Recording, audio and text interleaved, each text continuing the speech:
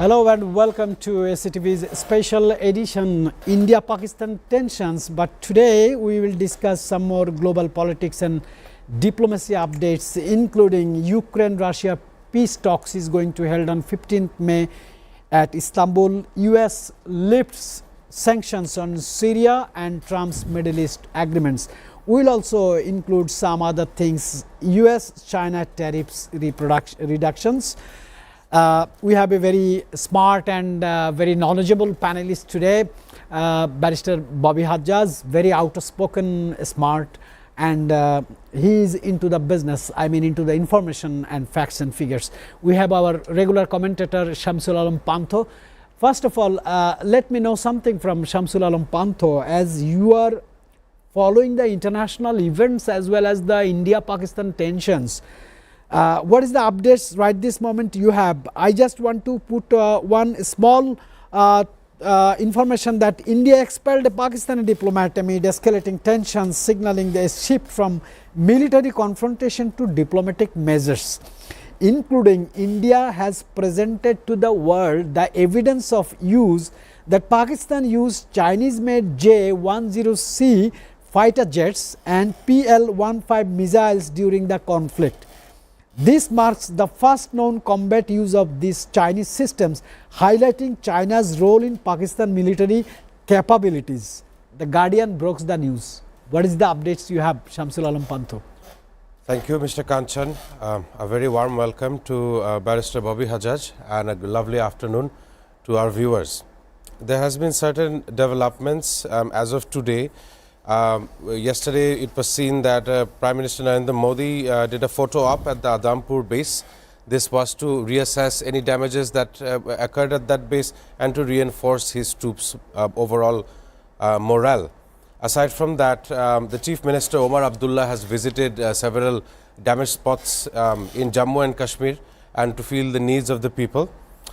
In other news also, the MEA Randhir Jaiswal had issued a press release yesterday stating that we came to the point where the US reaffirmed or strong-armed the trade issue in order to get the fighting between the two countries stopped. However, Mr. Jaiswal said that there was no such talk of trade and that the Pakistani side called the Indian side before arriving at a ceasefire. So that's roughly about it on the Indian-Pakistan issue. Apart from that, world headlines are regarding Donald Trump and his visits to the Gulf Cooperation countries. In this case, that would be number one, Saudi Arabia. At this moment, yesterday there has been a very big photo op, if you would say a very big evening event in which Donald Trump had mentioned that the USA administration will be lifting sanctions against Syria and that USA are in total combination trying to praise the Saudi leadership. That's very good updates from World Affairs. I want to come to Barrister Bobby Hajjaj. Before that, ladies and gentlemen, let me introduce. We have other very smart panelists. Dr. Sabir Ahmed Chaudhry, he is here in the studio. I'll be coming back to him after Bobby Hajjaj. Bobby Hajjaj, you have keen observation on the global affairs as well as the native affairs. My question would be related to native affairs with the global affairs, especially India-Pakistan conflict recently took place, casualties and diplomatic failures, military invasion. What is your summary? What you have been witnessed from this event, and how could Bangladesh do more diplomatic efforts on this issue? Assalamu alaikum. First and foremost, thank you very much. I feel kind of a little bit out of place in this esteemed panel. Everybody's dressed in a blazer or a jacket at least. I'm in, as you said, native wear. But having said that, the India-Pakistan conflict, first and foremost, I don't think it's a diplomatic failure. The ceasefire is manifestly clear that there has been diplomatic success. Having said that, India-Pakistan tensions, which is probably the name of your show as well, India-Pakistan tensions have always been rife. Even this particular conflict, the way it started from one point of view, from one perspective, you could argue that India attacked the sovereign territory of Pakistan. From another perspective, that India has been claiming, and it does have justifications to claim that, is the terrorist attack within Indian soil. There are direct links to organizations that survive or thrive within sovereign Pakistan territory. So this India-Pakistan has always been a complicated situation. I mean, there have been 4 wars, multiple conflicts, and again, 3 major wars. I don't really conceive of Kargil as a major war, even though they call it a war, but 48, 65, 71, these are some of the biggest wars in the region, in South Asia. And the conflict has always been rife. Problem is the Pakistani state and the Pakistani military organization. The Pakistani military organization is, if not the most important stakeholder in the Pakistani state. The structure of power ever since 1948 has been as such that the military does remain the key stakeholder. Hence, the fight between East and West Pakistan and the need for Bangladesh's independence in 1971. It was because it was not the politicians. If you go back, if you look through the 50s, till 58, when there were actually prime ministers in Pakistan, all the prime ministers were Bangladeshi, as in Bengalis. Right. So the politicians of Pakistan were actually of Bengali origin. The reason Bangladesh had to be separated, we needed a war of independence, is because the politicians were not in charge of the state very early on. And 1948 was the reason where military took over, and the raison d'etre of the military in Pakistan seemed to be the survival of Pakistan is dependent on military power, or else India would take over. It was never like this. In 65, Pakistan had a much stronger military than India had, by all measure. Because of the Sito-Centro treaties and friendship with the US government, Pakistan had a much stronger military. Having said that, strategically, India was winning the war. India downed way more tanks and aircraft and so on and so forth of the Pakistan military back in 1965, where Pakistan really needed the Tashkent Agreement more than India did. In 1971, we saw what happened. Obviously, 1971, it was, as far as we are concerned, it was Bangladesh versus Pakistan. Still, from December 3rd to December 16th, there was an India-Pakistan war. And India did conclusively win that war. They wouldn't have won that war this conclusively without us, without the Mukti Bahini, without our war being simultaneously taking place, but still they did. So that has always been there. And the Pakistani army uses this as a reason to show the state that the army has to be in power or else India will take over. But then India is not blameless either.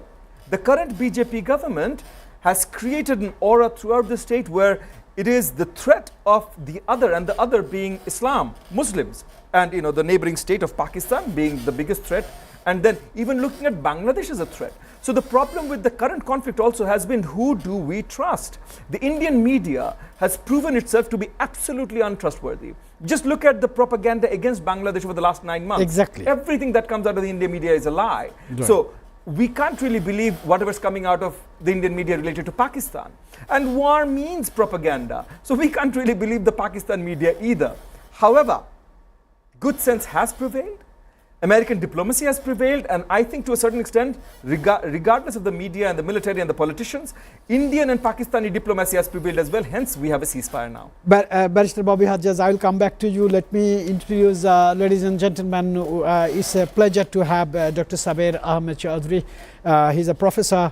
And my question will be with you, the recent updates and news headlines on the global media, especially Trump's Middle East agreement. In Saudi Arabia, Trump signed a $142 billion defense agreement and announced $600 billion in Saudi investments in the US, focusing on AI and energy sectors. Major US tech firms like NVIDIA and Cisco secured significant deals during this visit.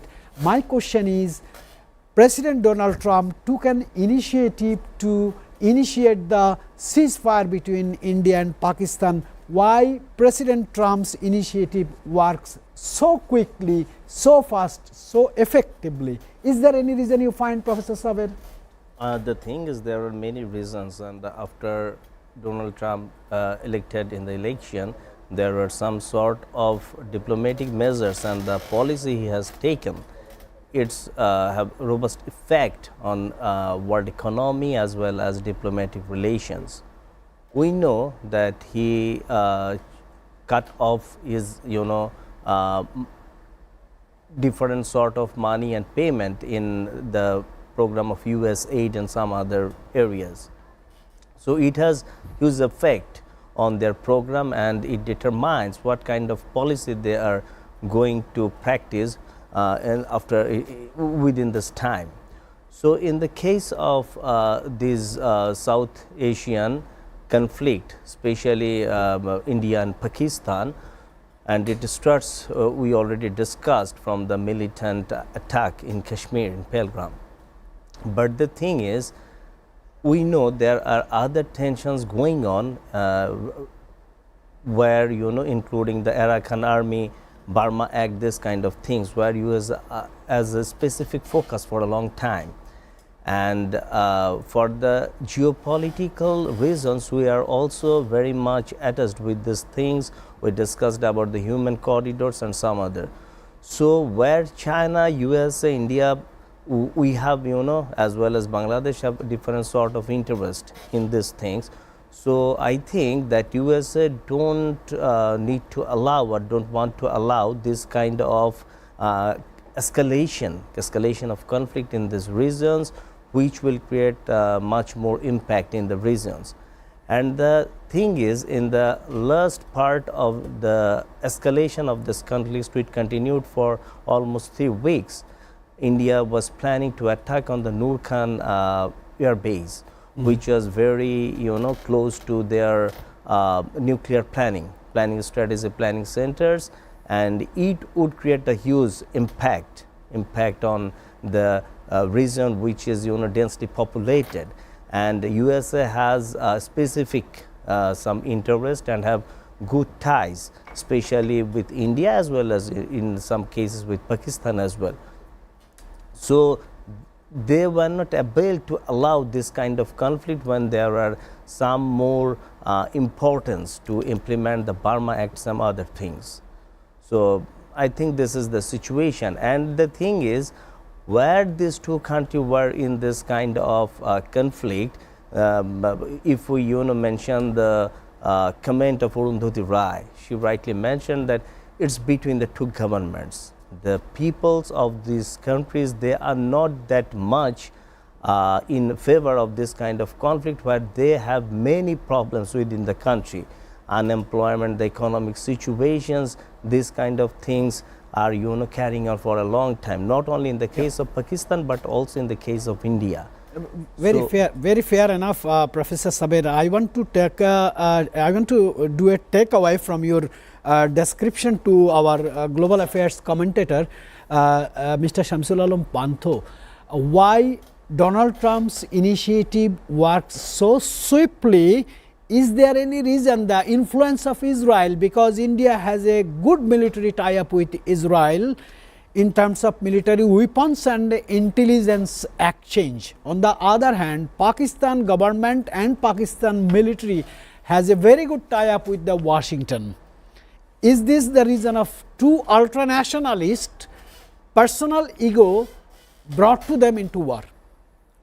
Thank you for your question. Actually, Donald Trump, the President of the United States, he's the President of one of the only strongest power in this whole globe we call home. Even though that we understood that he leveraged trade being the main weapon, as I said yesterday, he leveraged trade in order for India and Pakistan to stop their fighting. However, that has been now denied by the Indian MEA. However, you mentioned Israel. Currently, Mr. Trump is visiting the Middle East, and according to his travel plans, he had made no plans to visit the state of Israel. Things remain in a part of confusion at the moment, I would say, regarding the Israel-Palestine conflict. However, in the last week or so, Donald Trump has proven to the whole world that he should get awarded a Nobel Peace Prize. He has been trying to call for a ceasefire not only in the Indian-Pakistan conflict, but in the 3-year running and still running the Ukraine-Russia war, which Ukraine seceded a lot of its territory to Russia already. So in my opinion, right now it would be that Donald Trump is measuring his important decisions correctly. Even so, the last decision that he made regarding the tariffs were very retaliatory in global economies. But I believe that now he is trying to stop the multiple wars across various continents right now. So I want to come to Barrister Bobby Hajjaj. The thing is, I just was reading a news at Times of India that Indian political figures, including Aam Aadmi leader Manish Sisodia, questioned the government's decision to agree a ceasefire, arguing that India held a strategic advantage and should have continued military operations to ensure justice for the victims of the Pahalgam attack. My question is, do you think that all Indian parties, political parties and mass people are trying to engage with this war, or it is a political stand of Narendra Modi to secure his 4th times or election in Bihar or West Bengal? Okay, so one of the first things about Narendra Modi and the BJP government is they are a populist government and Narendra Modi is a populist leader. So every time, whenever Modi does something, it is appealing to the lowest common denominator. That's just what he does, that's what he is. And so it's religion, it's their unique form of Hindutva nationalism. These are the things they appeal to, they pander to. Having said that, a situation has been created in India where the evocation of nationalist sentiment has become a national pastime. So every political party, even the leftist parties, which are normally more sensible along these lines, every political party has become, if you will, a sounding board of the same nationalist echo or jingoist echo. Somebody says ultra-nationalist. Somewhat, hence I said jingoist, ultra-nationalist, okay, easier to understand. So this ultra-nationalist rhetoric has become the norm within the Indian media, Indian social media, and you might even argue the Indian populace. This is a problem. However, one of the reasons that India, backed off from this engagement, probably, now we don't know, Pakistan has claimed multiple times over and over again that a Pakistani military strategic might was what forced India to backtrack. And there have been reports of Rafale jets being downed and other jets being downed. Having said that, Indian Air Force is so much more stronger than the Pakistani Air Force that I'm not sure that necessarily has to be the main reason. However, I'm not a military expert, and when it comes down to wars and conflicts, the propaganda from both sides is enormous. So it's very difficult, to navigate through the propaganda. Like, think about the Ukraine crisis. If you ask an Ukrainian or even the Western media, they would argue that around 400,000 Russian soldiers have perished. If you ask Russia, they would say less than 40,000 have perished. You don't know which one is the truth, and you can be more or less assured that both sides are pushing propaganda. So none of this is real information. So we can't really relate what the military situation is. However, the Pakistani Air Force has some like 300 plus fighter jets or multiple role jets. Indian Air Force has almost 1,000, if not 1,000 plus multi-role jets. So there is a huge imbalance. No matter how good the Chinese jets or missile systems, anti-air and whatnot systems are, there is a huge imbalance. One thing, however, is clear. As soon as this conflict started, no matter what the propaganda was, what the rhetoric within India was, business in India suffered. So the BSE Sensex index, the Nifty 50 index, the main indexes, they all fell, some 10%, some 15%, I don't know the exact numbers, but tremendously. It was a huge drop. This matters to the BJP government, no matter what the rhetoric, because you have to understand, BJP is primarily, even though it's a nationalist, Hindutva-based party, the government is a business-backed government. So the Ambani group, the Reliance group, this group, that group, all of them has very close ties to the BJP. The moment business suffers, BJP suffers. So I think really, I mean, I know, Samsul Alam pointed out that the MEA, issued a statement that Trump's, what Trump, sort of said about, trade policies being the, breaking the stalemate, creating the ceasefire. That was not true. However, Trump's trade policies might not have done it. But the fall of the Indian indexes, I'm sure they had a huge impact on bringing about this ceasefire. Rest, we've got to wait, for the fog to clear and then know what the real facts were. Very fair enough, Barrister Bobby Hajjaj.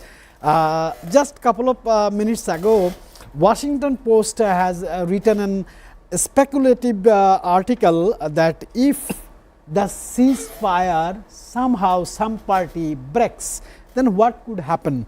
Risk of nuclear escalation. While the recent conflict did not escalate to the use of nuclear weapons, it served as a stark reminder of the potential for paid escalation between two nuclear armed nations.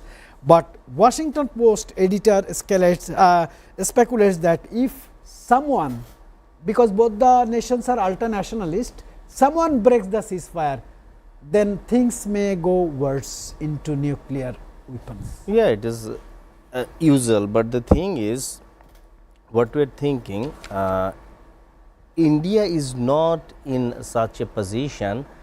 They attacked first, and many security analysts, they identified these things as the intelligence failure. When one of their cantonment was very close to the place, Pelgram, as well as among their soldiers, they deployed close to 5 lakh soldiers only in Kashmir. So in this situation, without having a proper investigation, they just jumped into it and started the war. And Pakistan, as for their military strength and economic, situation, they were in the policy of deterrence for a long time. And suddenly what they did, they engaged China immediately for their defense strategy and other things, and China backed them very well. They have some sort of contact with Iran as well as having contact with Turkey. So within a very few days, Pakistan did for their some sort of strategic changes.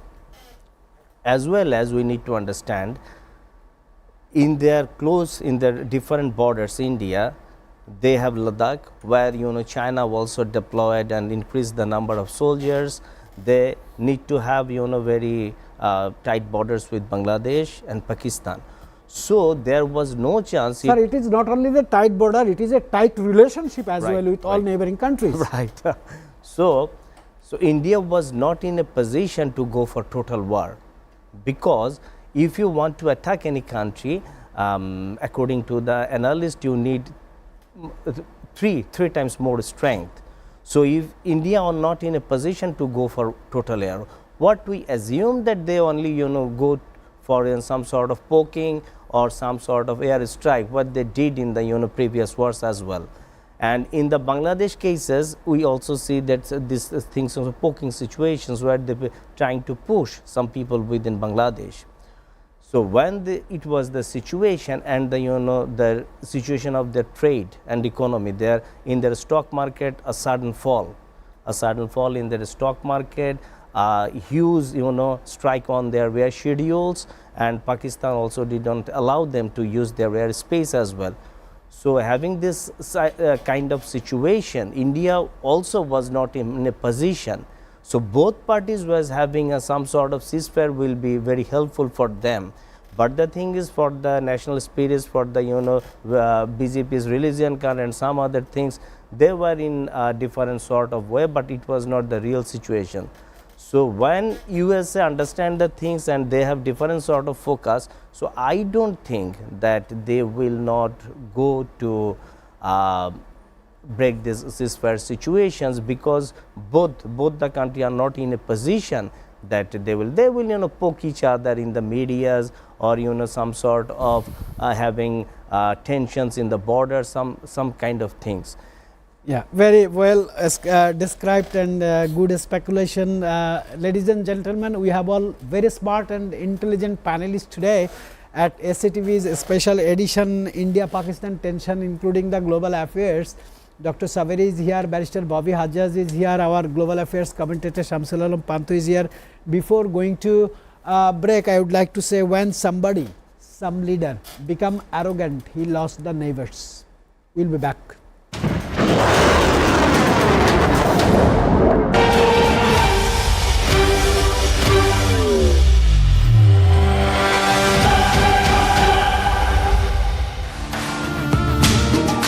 How people could be so brutal?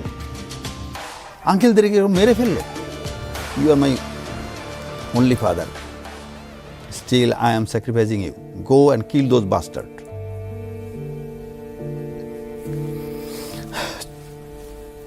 চোখে পানি চলে আসলো।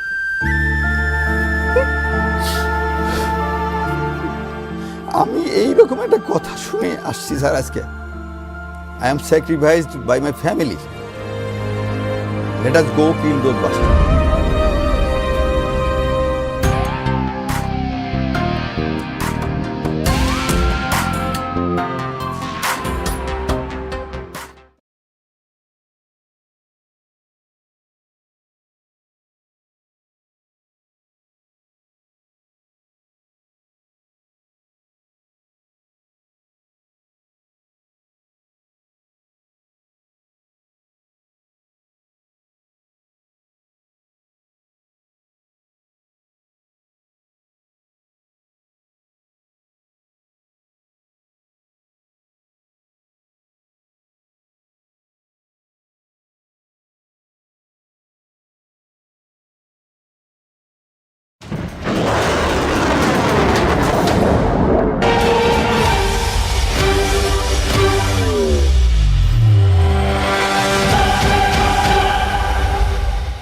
Welcome back, ladies and gentlemen, to the special edition of SATV's program on India-Pakistan tensions, including international headlines, global affairs.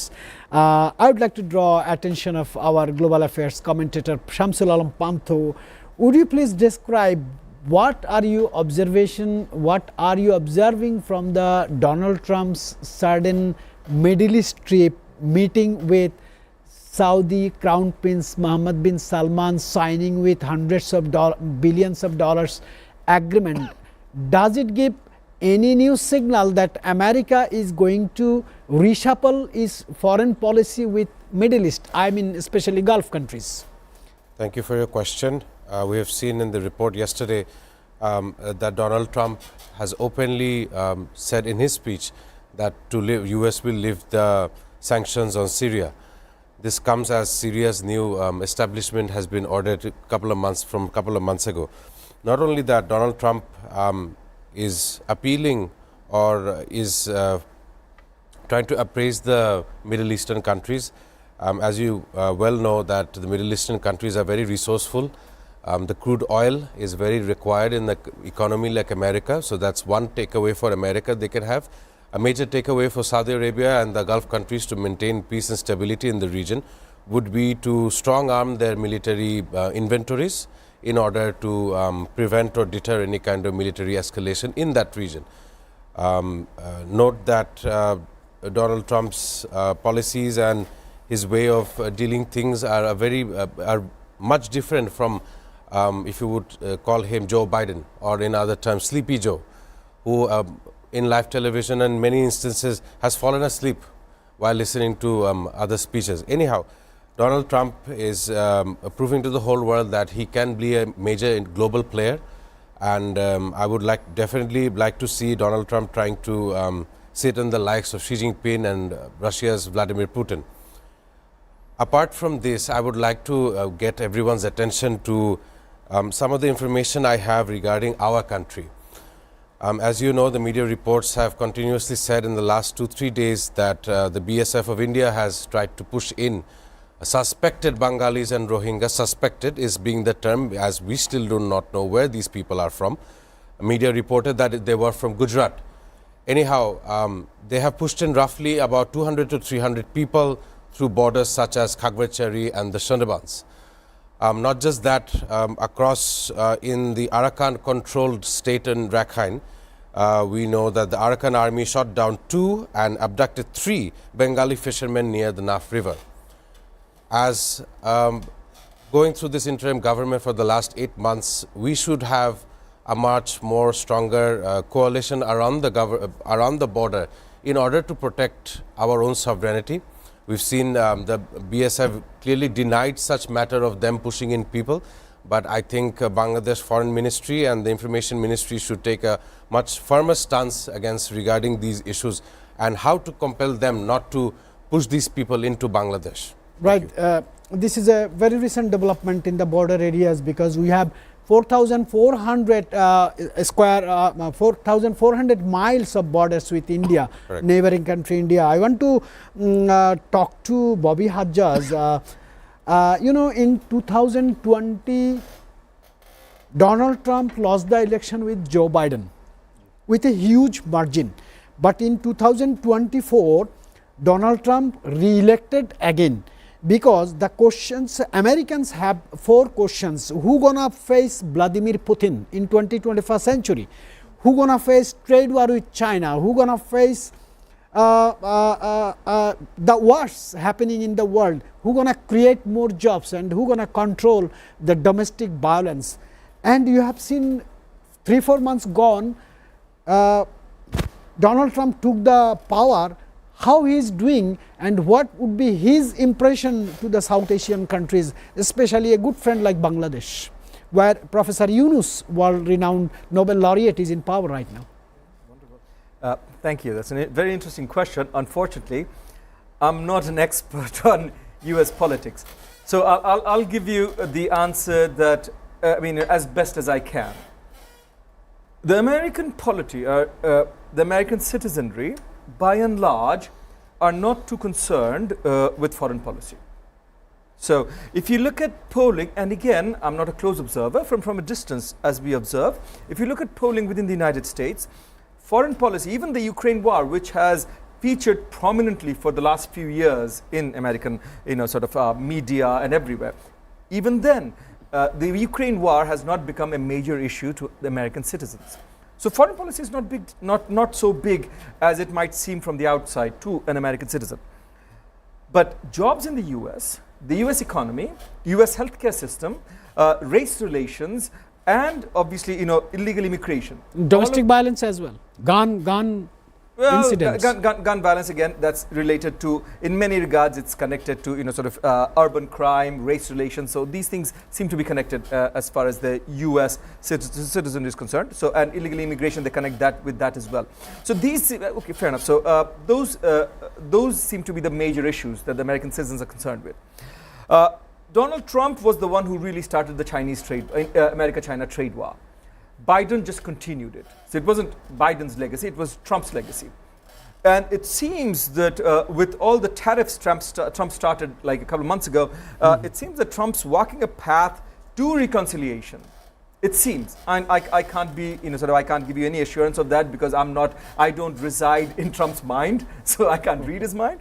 But the way he's playing this game, it seems that he wants reconciliation. He just wants to push every other country, including China, into a corner where the reconciliation negotiations go more in his favor than against him. That seems to be the policy right now. Let's see what happens in the next few months, or within the next 6 to 12 months. So an American interest in Ukraine also now, as Donald Trump has come to power, is related to actually creating a better, if you will, because from the very beginning, Trump wanted better relations with Putin.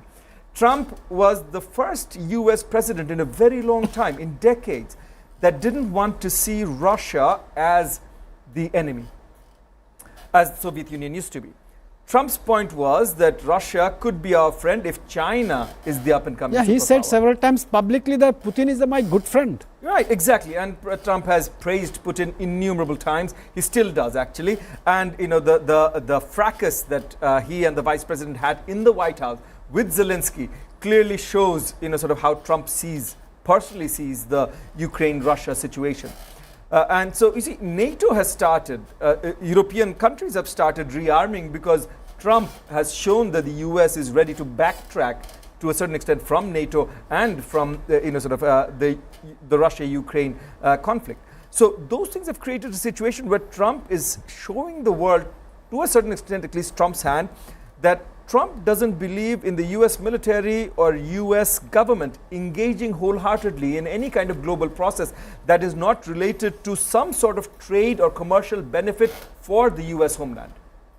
War, you could argue, has huge commercial benefits for the US homeland because, again, you just look at just what happened yesterday at Saudi Arabia. I mean, Crown Prince Salman probably promised like $100-something billion. 142. Right, so 140, like almost $150 billion of your arms purchase. I mean, how much of this is going to actually be realized? We don't know. So Donald Trump is a good salesman.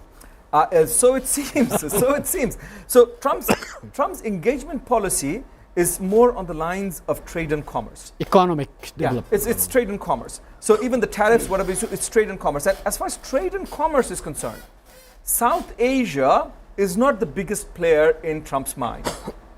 So, we have heard many times that Trump's government will basically let India deal with South Asia. To a certain extent, only to a certain extent, I do think that version has some merit. That interpretation has some merit. Even though Trump has shown himself not to be the best friend of Modi, because the first meeting Trump and Modi had, Trump made Modi promise to buy billions of dollars in arms and ammunition from America and put trade sort of tariffs and whatnot on India and so on and so forth. But having said that, Trump and Modi and Trump and India have a good, very close trade relationship. And based on that trade relationship, I think Trump's government's relationship with India is going to be stronger than Trump's government's relationship with any other South Asian country. That doesn't mean the US State Department is going to give carte blanche to India in South Asian relations, especially when it comes to Bangladesh, because Bangladesh stands in a completely different place. Remember, we are the only other bordering country that has close relationships with the US and is bordering Myanmar. Myanmar becomes a very important issue where Trump's or American foreign policy and Indian policy are going to not be on the same path. Because India is going to want what it can get from Myanmar, from Rakhine, let's call it, sort of a transport network, let's call it, sort of access to mining rights, so on and so forth. America is going to want the same things as well. So that's one place where China, India, US, everybody's in competition. So based on that competition, their relationship with Bangladesh becomes special. We really are in a special position right now as the state of Bangladesh. So any government, be that this interim government under the leadership of Professor Muhammad Yunus or the next elected government, we are in a unique position to deal with major super and regional powers. And we can take advantages. Yeah, absolutely, and we should take advantage. Yeah, Bobby Hajjaj, very critical things you explained in a very simple ways, very smart ways. I really liked it.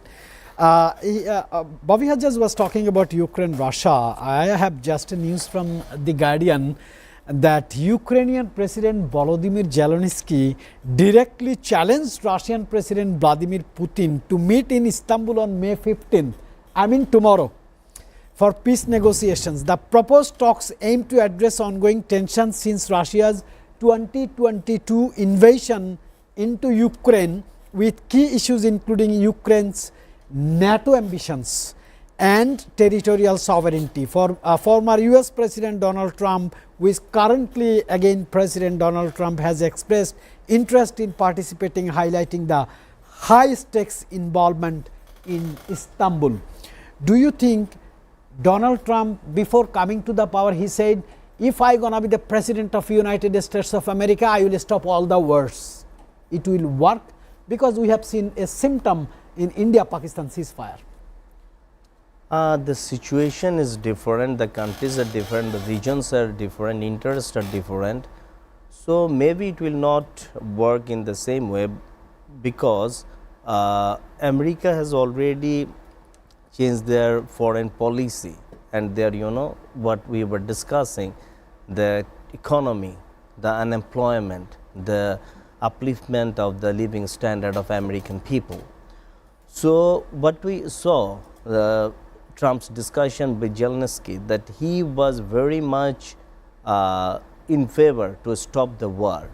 So he was creating pressures, And that's why Zelensky may be in a defensive mode, maybe it will work, we hope so. But the thing is, it will not work like that, the India-Pakistan situation, because there are some other issues as well. And the main thing is that when you are dealing with trade and commerce, the main opponent or the competitions is with China.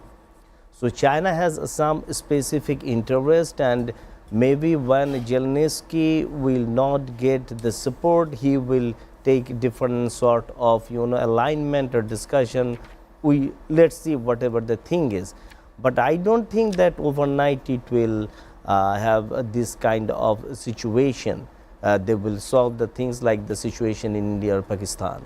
Do you want to complement anything what Bobby has just very smartly explained, the American policy towards Bangladesh, and he also raised some questions about the Rohingya issues, border with India, control on Bangladesh of India.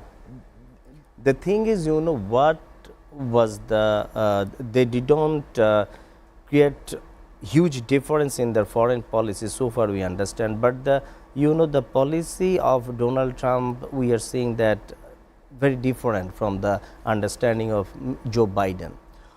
So in the relationship of they didn't bother in the previous years. That's why we did not have a proper election, or the one party who didn't have enough support from the people was in power, because they put these matters, the issue of Bangladesh, on the hand of India. So India would decide what will be the fate of Bangladesh.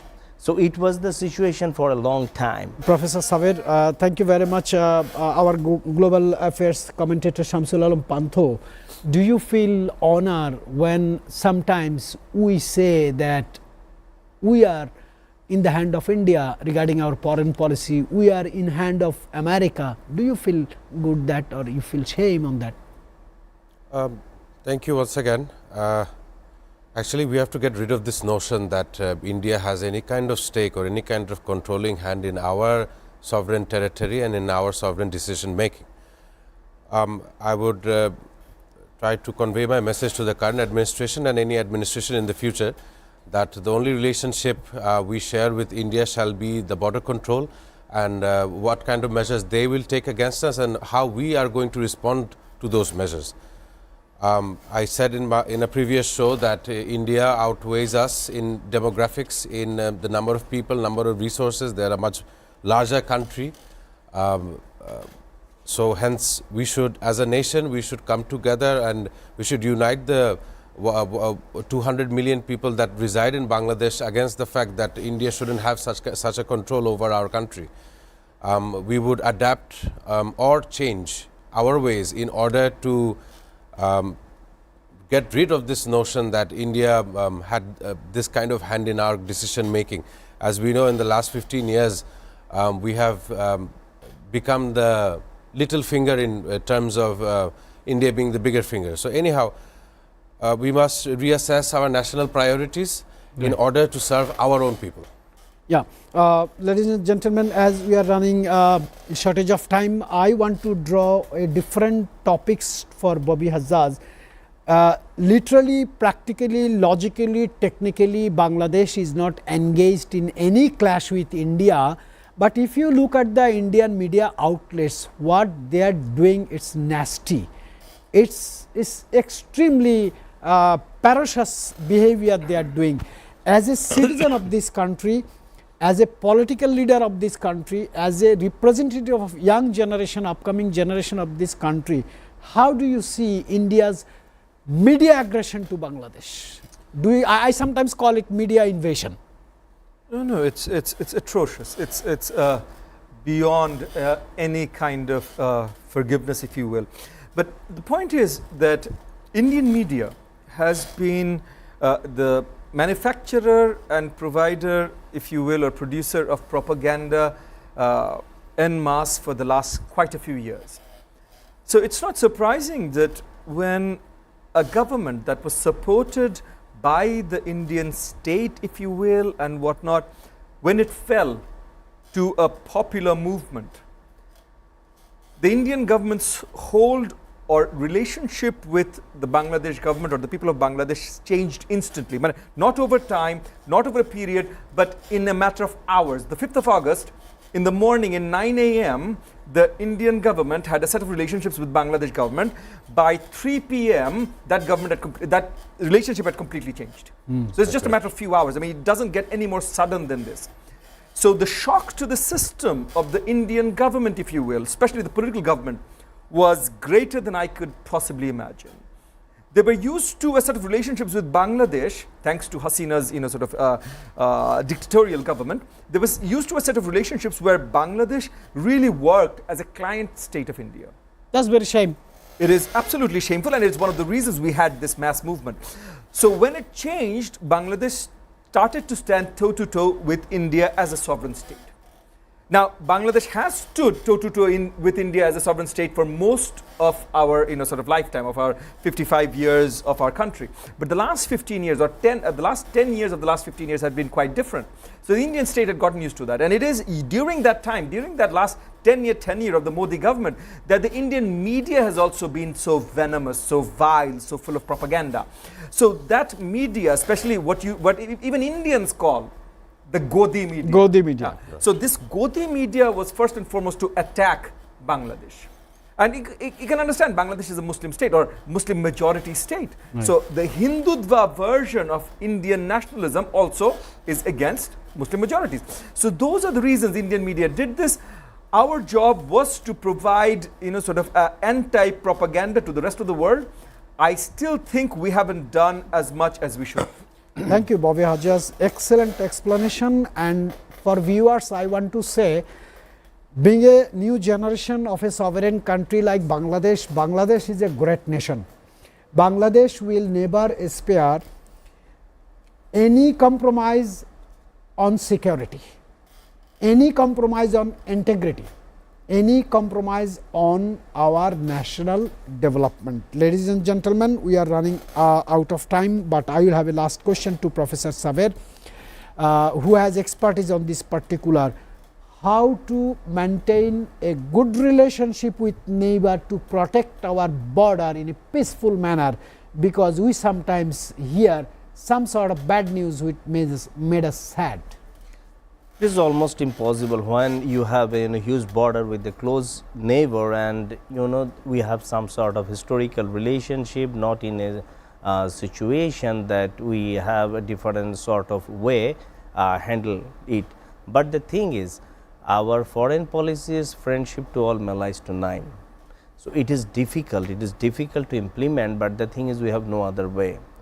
So as well as we can't ignore our close neighbor, but having a relationship where we have some sort of favor, the balance in the regions and some sort of development in the economy and some other things, when you have something to not to depend with others, when you are not giving importance to strengthening your democratic institutions, you are creating huge unemployment in the country, don't focus on the development or economical upliftment, how you need to always have to depend on your neighbors and other countries. So we need a leader who can having a benevolent understanding, having a big plan and implement that way. Definitely they will get the support from the people, but because our people are always aligned to having a some sort of situations where we can have some sort of things to national pride. Very good guidelines, Professor Saber, Bobby Hajjaj and Shamsul Alam Pantho. We really appreciate all of your contribution to today's special edition of SATV. And before I conclude, I would like to say 5 words: dialogues, deals, diversification, diplomacies will bring the development for the nation, and that should be the ultimate foreign policy of Bangladesh. I'll see you tomorrow.